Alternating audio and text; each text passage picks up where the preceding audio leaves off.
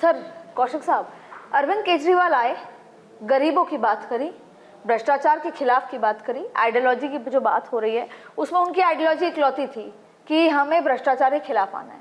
वो उसी ट्रैप में फंसे और चले गए। लेकिन मैंने ये देखा कि जब जनता सिर पर उठाती है तो छप्पड़ फाड़ देती है। बंगाल में आपने देखा, वैसे ही अरविंद केजरीवाल को 3 बार चीफ मिनिस्टर बनाया। आपको लगता है कि लोगों में अभी भी गट्स है, नॉर्थ में गट्स है कि कोई नई पार्टी उठ के आएगी, कोई बात करेगी और अरविंद केजरीवाल पे जो ब्लाइंड ट्रस्ट किया वैसा ट्रस्ट किसी और पार्टी को मिल सकता है जो कि विजय को मिला है?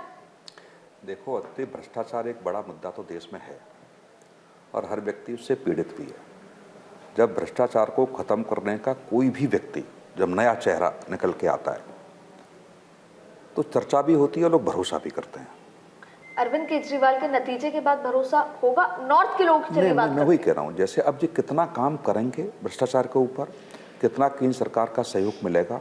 पिछली सरकारों के सर ये तो आपको भी पता है केंद्र सरकार का सहयोग नहीं मिलेगा। फिर नहीं, एजेंसी जो हैं वो इनके जैसे सारे भी जो विधायक जीत के आए हैं वो सब इनके दल के तो है नहीं। कल 9 विधायकों ने जो शपथ ली है वो भी अन्य पार्टियों से आए हुए हैं। तीन लोगों को छोड़ दिया जाए तो 2 सीपीआई 2 सीपीएम, ठीक है कि नहीं? तो वो उनका भी तो पिछला कार्यकाल रहा होगा, ऐसा नहीं है। तो ऐसा नहीं है कि इनकी सरकार ने कुछ नहीं किया। जो इनके साथ लोग जुड़े हुए उन्हें क्या किया पिछले कार्यकाल में, इसमें तो केंद्र एजेंसियां तो हस्तक्षेप करेंगी कि नहीं करेंगी। वो भ्रष्टाचार के साथ कहना और आपके साथ कैसे लोग हैं, क्या वो भ्रष्टाचार मुक्त हैं, ईमानदार लोग हैं वो, या जो आप अभियान चलाएंगे जैसे केजरीवाल पे भरोसा के मोदी लहर के बावजूद भी केंद्र सरकार में या पूरे राज्यों में देखिए, दिल्ली में केजरीवाल की सरकार 3 बार आई और इसलिए 3 बार आई कि दिल्ली के यूथ को पता था कि भ्रष्टाचार की बात करते हैं तो भ्रष्टाचार खत्म करेंगे। लेकिन भारतीय जनता पार्टी ने उसी भ्रष्टाचार के मुद्दे पर उनको घेरा, कोई और मुद्दे नहीं थे, केवल भ्रष्टाचार का मुद्दा था। तो राजनीतिक दल अब एक दूसरे के विपक्षी होने के नाते वही कमजोरियां पकड़ते हैं जो उनकी मजबूती का कारण बनती हैं। तो जो भी विजय जी करेंगे, मुझे जहां तक लगता है, मुझे पहले तो लगता नहीं है कि सरकार बहुत दिनों तक चल पाएगी, लेकिन फिर भी ये चलती है तो कई चीज़ों से वो जूझना पड़ेगा। केंद्र सरकार के सहयोग के बगैर तो नहीं चलेगी। या फाइनेंशियल पोजीशन खराब है, जैसे आप देख रहे होंगे हिमाचल में क्या स्थिति है, तो वो पूरा कर पाएंगे कि नहीं कर पाएंगे। जैसे आते ही आते मुझे लगता है कि हिमाचल की सरकार ने भी इतना विरोध केंद्र सरकार का नहीं किया होगा, लेकिन विजय जी की पार्टी ने बीजेपी के बारे में क्या बोला और केंद्र सरकार के बारे में क्या बोला, ये छुपा नहीं है। नहीं, तो मैंने सुना कि वो वीडियो भी डिलीट कर दिया गया है जो राहुल गांधी और उनकी जो रील वायरल हो रही थी, इसके पीछे क्या कारण आप मानते हैं? वही तो कहें कि उसकी आइडियोलॉजी को सेंट्रल सरकार पचा नहीं पा रही है। अगर मान लीजिए पूरे हिंदुस्तान में ये आइडियोलॉजी चलती है, हर स्टेट में ये आइडियोलॉजी चलती है, जैसे यूपी में ही, तो यूपी में भी बहुमत किसका है? अपर कास्ट का तो है नहीं, तो फिर सरकार प्रभावित हो जाएगी, योगी की सरकार। इसलिए उस आइडियोलॉजी को खत्म करना चाहता है। मीडिया में कहीं नहीं दिखाया जा रहा है, ये यूट्यूब पर दिखाया जा रहा है। प्रोफेसर तब कौन सी आइडियोलॉजी की बात कर रहे हैं आप? अरे भाई जो अम्बेडकरवादी उसने सरकार सर, आप तो मुझे मतलब आप ये कह रहे हैं कि अम्बेडकर की सरकार है, वो अम्बेडकरवादी सरकार है। सोशल जस्टिस की सर ने भी बताया कि सोशल जस्टिस और अम्बेडकर सर का कहने का मतलब ये है सोशल जस्टिस की बात वो करते हैं। सोशल जस्टिस तो इसलिए कह रहे हैं वो, पीडीएफ फैक्टर वैसे ही बहुत प्रभावी है। नहीं, सोशल जस्टिस इसलिए उन्होंने कहा, सेकुलर शब्द का इसलिए उन्होंने उपयोग किया कि उसी राज्य से जितनी बार सनातन को गाली दी गई मौजूदा सरकार के लोगों ने दी। स्टालिन ने कहा था, स्टालिन के बेटे ने दिया, स्टालिन ने दिया, तो उसका ऑप्शन क्या था? बीजेपी के पास वो नहीं जा सकते हैं और वो कह रहा है कि नहीं सारे धर्मों की बात कर रहा है वो, तो एक भी ब्राह्मण को टिकट नहीं दिया, किसी पार्टी ने नहीं दिया। नहीं, ये आप ये कैसे बार बार कह रहे हैं कि सनातन का रक्षक, सनातन का संरक्षक सिर्फ ब्राह्मण ही है? भाई ब्राह्मण तो संरक्षक है ही है। कैसे है? उसके अलावा क्या है? ये सरकार कैसे है? ये सरकार भी संरक्षक है। कहाँ संरक्षित है? ओबीसी प्रधानमंत्री है, सबसे ज्यादा ओबीसी केंद्र में भी मंत्री है। उत्तर प्रदेश में भी देखिए सबसे ज्यादा ओबीसी मंत्री है। पीडीए का नैरेटिव भारी पड़ जवाब दे रहा हूँ, सुन लीजिए। ये कह रहे हैं कि ओबीसी प्रधानमंत्री, आपको पता होना चाहिए गुजरात में ये जो ओबीसी रिजर्वेशन में नहीं आता है, रिजर्वेशन पॉलिसी में ओबीसी नहीं आता है, सेंट्रल में भी नहीं आता, गुप्ता ओबीसी में आप पता कर लीजिएगा, आरक्षण नहीं आता है। ये तो बिहार में है बनियों को आरक्षण, और कहीं बनियों का आरक्षण से गुजरात में नहीं है, दिल्ली में भी नहीं है। ओबीसी कहने का मतलब ये कि आरक्षण पॉलिसी में आप आते हैं या नहीं आते। सर आपने एक बहुत इंपॉर्टेंट बात मुझे यहाँ कही, जैसे एक महिला वोट बैंक है, अलग अलग वोट बैंक हैं, पहले तो कमंडल मंडल की बात होती थी, हिंदू वोट बैंक है। वैसे यहाँ पे आपने जेनजी वोट बैंक की बात की और वहीं से शुरू होता है turning point of the political history की बात कर लें या फिर तमिलनाडु से शुरू हुआ। लेकिन मुझे आप ये समझाइए, इतने लंबे समय तक हिंदी की वो लड़ाई चलती रही, भाषा की लड़ाई चलती रही, वो क्या एकदम खत्म हो जाएगी इसके बाद? और क्या इसका फायदा बीजेपी को मिलेगा? अगर बात जेनजी की ही है कि जेनजी वोट करता है तो बीजेपी तो फिर इस पच्चन पे उसके लिए हिंदी की लड़ाई मुश्किल थी, पर जेनजी का मन अपनी तरफ खींचना, रुझान लेकर आना वो डिफिकल्ट नहीं होगा।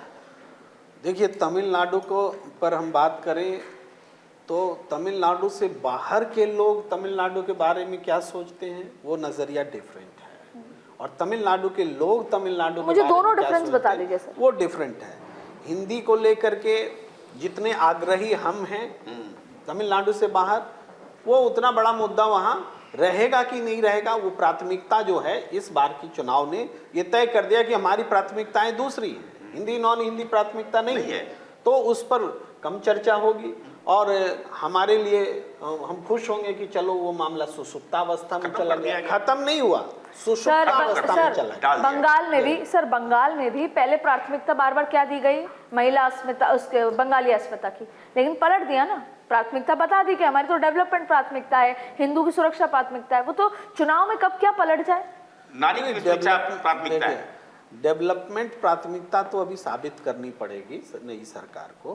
पहली बार बीजेपी की सरकार आई है, सरकार आने से पहले का 5 दिन हमने देखा किस तरह से गुजरा, उसके बाद का भी समय देख रहे हैं, वो अभी देखा जाना बाकी है, वो हम कह रहे हैं।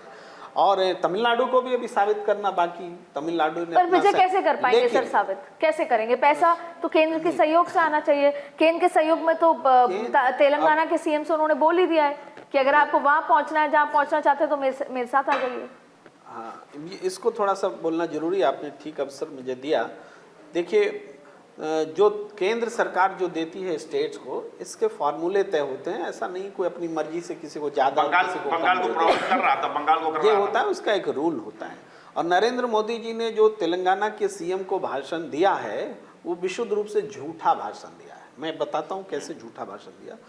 जब उन्होंने कहा रेवंत रेड्डी ने कि जब आप मुख्यमंत्री थे और डॉक्टर मनमोहन सिंह प्रधानमंत्री थे तो उस समय आपने 10 साल में एक गुजरात मॉडल खड़ा किया मनमोहन सिंह जी के सहयोग से जी।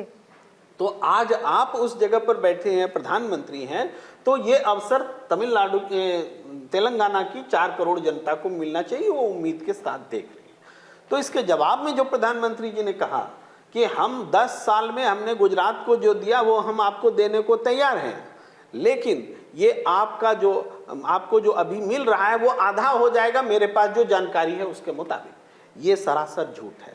जो मैंने तुरंत उसका क्रॉस चेक किया था कि मोदी जी ऐसा कैसे बोल रहे हैं, तो जनवरी 2025 तक जो सेंटर ने गुजरात को दिया वो 6000 करोड़ से ज़्यादा था और जो तेलंगाना को दिया वो 3600 करोड़ के आसपास था। तो ये दुगना और आधा कैसे हो जाएगा? ये तो ऑलरेडी आधा तेलंगाना है, उसको कैसे आधा हो जाएगा पहले से? ये सफेद झूठ है, सरासर झूठ है। और उसके बाद एक प्रधानमंत्री बोलते हैं, उसका जवाब नहीं दिए रेवंत रेड्डी का, और बोलते हैं कि आप मेरे साथ आ जाओ तो प्रॉब्लम दूर हो जाएगा। तो ये एक निहायत ही घटिया बयान था। प्रधानमंत्री के तौर पर उनको जवाब देना था कि तेलंगाना का डेवलपमेंट में देश कैसे योगदान करेगा, इस जवाब को उन्होंने दिया ही नहीं। ये एक चीज है। तो आपका जो प्रश्न है कि स्टेट का जो विकास है केंद्र के सहयोग के बगैर नहीं होगा। सहयोग जरूरी है, लेकिन सहयोग ऐसा भी नहीं है कि आप जबरदस्ती किसी का हक छीन सकते हैं। हमारे देश में फार्मूला तय है। अभी जो 5 राज्यों के चुनाव हुए उसमें समझ में आया कि जिसके पास ऑर्गेनाइजेशन और आइडियोलॉजी है, जनता अब एक स्थिर सरकार चाहती है ऑर्गेनाइजेशन आइडियोलॉजी के साथ। अदरवाइज हम तमिलनाडु को छोड़ दें तो ओवरऑल यही एक्सपेक्टेशन हुई। तो बीजेपी के पास ऑर्गेनाइजेशन है, आइडियोलॉजी है। अगर तेलंगाना बीजेपी सरकार बनाती है, शटजार डेवलपमेंट नहीं करेगी, आप खुद बताइए, नहीं करेगी सर। मैं फिर से कहता हूं कि ऐसा नहीं है कि केंद्र सरकार अपने मन से किसी को ज्यादा पैसा दे देगी, किसी को कम दे देगी। उसका फिक्स है। वो होल्ड कर सकती है, परेशान कर सकती है, बकाया रख सकती है, लेकिन उसका हक छीन नहीं सकती। आज में कल देना ही पड़ेगा। तो इसमें बाधा आती है और वो भेदभाव वो लोग चिल्लाते भी हैं। हर जब बैठक होती है नीति आयोग की, पहले योजना आयोग की होती थी, तो सबका यही होता। आज जीएसटी का जब पैसे का बंटवारा होता है तो स्टेट गवर्नमेंट बोलती है कि हमारा जीएसटी का इतना पैसा बाकी है, ऐसा पैसा बाकी है। वो शिकायतें हैं, लेकिन ये शिकायतें ही डिसिसिव नहीं है, क्योंकि जैसे डबल इंजन की सरकार तो आज 20 राज्यों में है। ठीक है।